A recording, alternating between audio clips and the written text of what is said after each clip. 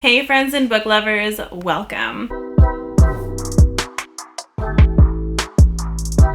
Gosh, today's video is the finally fall book tag. I was tagged by Joanna over at Joanna Sosa to do this tag, and I was like, all right, why not? I love tags. They can be really fun when I can think of answers. They can be really frustrating when I can't think of answers. But luckily for this one, I think I thought of some good ones that I can use. So let's get into it. This tag is a little bit longer. I think it's about 10 or 11 questions, and I am very excited to talk about it because fall is one of my favorite seasons, if not my absolute favorite. I'm not a fan of winter, but I still really do love fall. I love fall fashion, fall makeup, just that like the way the air smells in the fall is really crisp and clean. And there's just something about the fall that just feels like really beautiful and nostalgic and pensive, introspective. It's just a really beautiful season. So I'm very excited to do this fall tag. The first prompt is, in fall, the air is crisp and clear. Name a book with a vivid setting, which is really fitting because I just said this and I haven't even read these prompts for a while, ever since like doing the answers. So I'm a little proud of myself. I don't know, it's kind of weird. But the book that I chose for this was actually The Jasmine Throne. Now this is kind of a controversial-ish book. There's people that really enjoyed it. There's people that really thought it was lacking. I think I gave it about 4 stars. I definitely want to read the sequel to this. I am hoping that it gives us a little more than this one. This one was quite slow and very, very subtle. It was kind of marketed as like the sapphic romance, and there is a romance, but it is a really subtle, very, very subtle romance. I did enjoy it because it was almost like, is that, I don't know, but no, that feels kind of like, but it kind of makes you second guess a little bit, so it's not in your face, but I kind of like that because they're dealing with so much shit that really like romance is there, but it's not the first thing on their mind in the world that's kind of crumbling around them. The magic system isn't explained, but it feels very spiritual and it feels very mystical. And I don't mind not knowing yet. I just hope that the next books really explain it to us. So I actually enjoyed this. It wasn't my absolute favorite, but it's definitely a series that I would continue and am intrigued by so far. Even so, the atmosphere is very vivid. I feel like it's descriptive, but it's not overly so, and it really is a rich culture and a rich atmosphere. So I would have to say The Jasmine Throne by Tasha Suri for the first prompt. The second one is Nature is Beautiful, but also dying. Name a beautifully written book that deals with loss and grief heavily. And for this one, I chose a couple.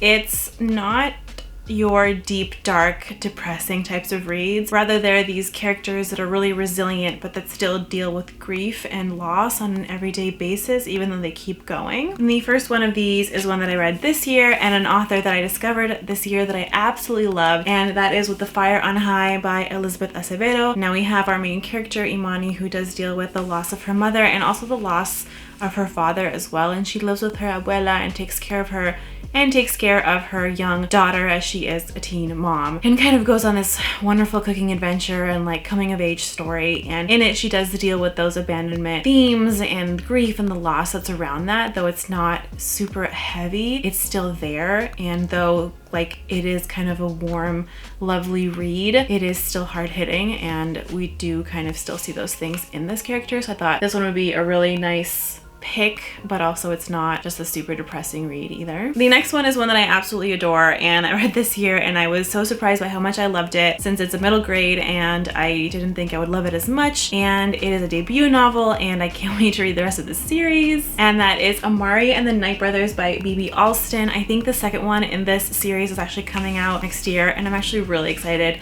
This is so cute. We have Amari who's lost her brother. We don't really know if he's alive or dead, but there is a theme of grief and loss that her and her mother are dealing with because of her brother's kind of disappearance, if you will, and the, I guess, suspected death of him. And she kind of goes through her year and her schooling with this in mind, and with trying to solve this mystery. We have a wonderful, strong, young female character, and she befriends another strong female character, and it's just a really wonderful middle grade book that I think everyone should read, and I recommend to adults and children alike. I just think it's great, and I cannot wait for more installments. It does deal with some of the darker issues, both societally and then also with grief and loss. So I thought it was really well done in a way that I can see it speaking well to a middle grade audience, but that also really touches an adult audience. So overall, really pleased with this book, and really like shocked is not really the right word, but really just like happy that there was such a wonderful debut novel that came out this year. Number 3 is Fall is Back to School Season. Share a nonfiction book that taught you something new. And then this was hard because I haven't read nonfiction in a while. I think I read one nonfiction book this year so far, and I wouldn't say that it really taught me something new, so I wouldn't include that. I did, however, love The Four Agreements by Miguel Ruiz. That book is kind of like a wisdom sage book, almost a little bit of self-help as well. And it talks about these 4 agreements that one should make with oneself. And it goes through, you know, keeping your word, like that integrity that one should have. It talks about, you know, the ego versus real love, which is really interesting. And it talks about a lot of things that one should really be aware of and also self-aware of. And I think even though they're not new concepts, they're great to read in an expanded format.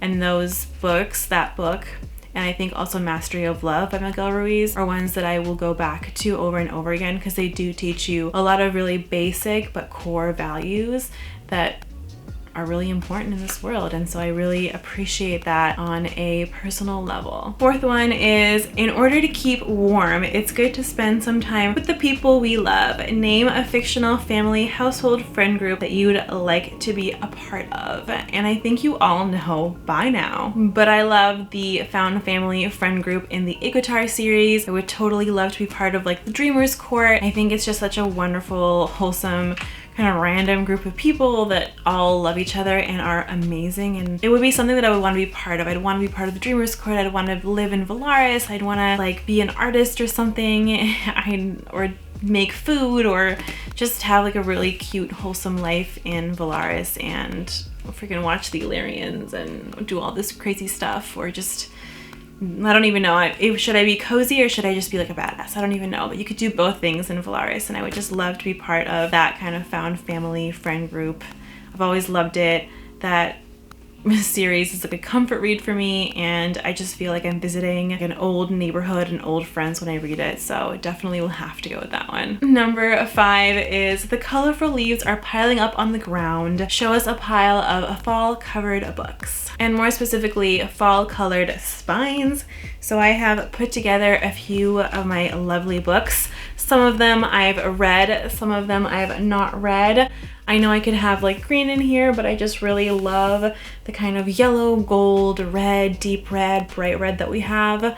And I just chose these. I read these 2, and I have yet to read these 3. So if you've read any of these books, The Dragon Legacy, Parable of the Sword, Dracula, Fire on a High, and Jasmine Throne, let me know in the comments down below. I would love to know if you read any of these fall colored spines and what you thought of them. Number 6 is fall is the perfect time for some storytelling by the fireside. Share a book wherein somebody is telling a story. Now this is kind of hard because not all stories are like, let me tell you a story vibe and then you go into it. That's kind of an old school thing that I think authors used to do, but it doesn't happen as much anymore. Or at least the books that I've read, it doesn't happen as much in those. But I did read The Final Empire this year, and the epigraphs in The Final Empire kind of all tell a story, like you're told a story and it's like a journal entry, and it feels very much like I am telling you a story. So I would kind of consider that one. I've also read The 13th Tale, and that is an awesome book. It's been so long since I've read it, and I think I have a copy of it still at my parents' house, and that one is kind of like a story within a story. It's like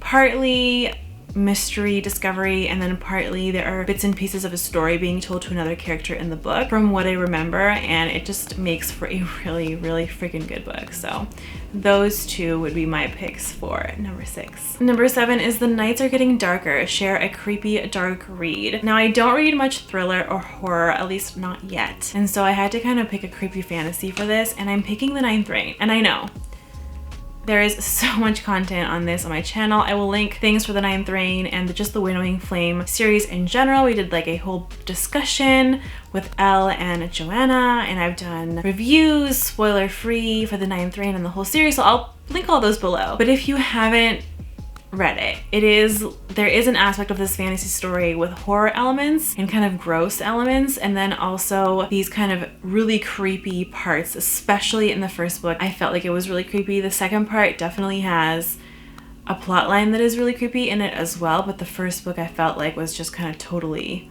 like, a majority of it really creepy. So I would have to say The Ninth Reign by Jen Williams. Number 8 is The Days Are Getting Colder. Name a short, heartwarming read that could warm up somebody's cold and rainy day. I haven't read anything like really wholesome in a while, but I read this manga comic last year and I loved it. I'm waiting for more installments to come out. I think there's only 4 volumes because it comes out by issue, so it takes a while to get to a volume, but I don't think any issues have come out. And that is Fence. Fence is so wholesome and so cute. There's conflict, but it's just so sweet. And it's basically about this kind of underdog boy who is talented naturally at fencing, and he wins the ability to gain a scholarship at this really uppity school, but he has to make the fencing team in order to actually get the scholarship to stay at the fancy private school. He is a freshman, and generally freshmen don't make the team, and thus begins kind of our story. There's conflict. There's like this other amazing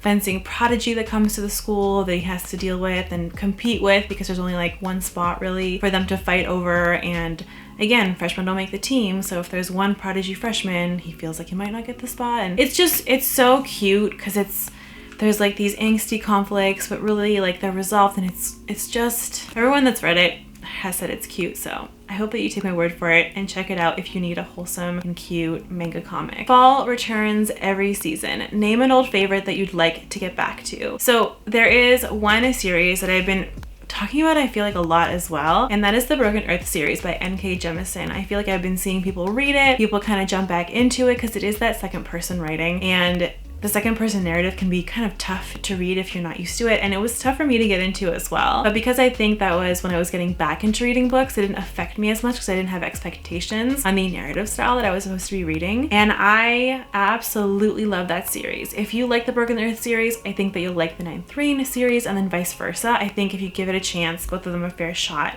you'll like them. And I want to get back to it because I want to remember the story. It is very shrouded in mystery. There is a lot of cool sci-fi fantasy bending things that happen, and I feel like the second time around I will pick up on things that I didn't pick up on the first time. So hopefully when I get to it, I will be rereading the Broken Earth trilogy. Number 10 is fall is the perfect time for cozy reading nights. Share your favorite cozy reading accessories. Now for me, I love a really good cozy blanket. In the fall, I feel like I want to come home, do my thing, and then like shower and get in bed with a book.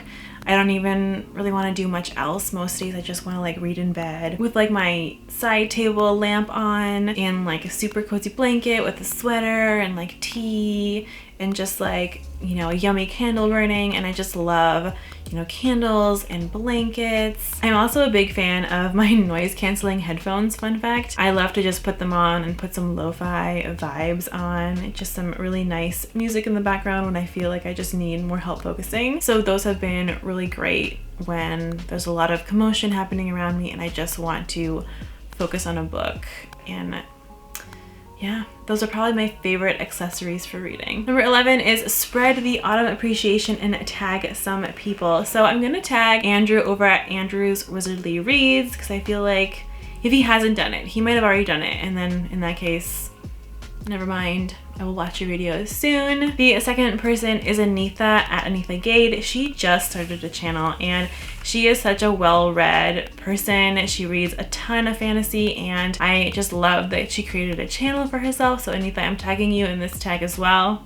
Giving you a lot of tags to do, but I want to see your answers. And honestly, I can't even think of a third person that hasn't done this from what I've seen. I feel like I'm one of the last people to get on board, but if you want to do it, consider yourself tagged and you can tell them that I tagged you. Let me know in the comments down below if you've read any of the books that I haven't mentioned or if you would have differing answers for any of these questions. If you feel like you have a really strong opinion on one of the questions, leave that in the comments down below. I hope that you enjoyed this video, and if you did, please click that like button because that really does help me out a lot.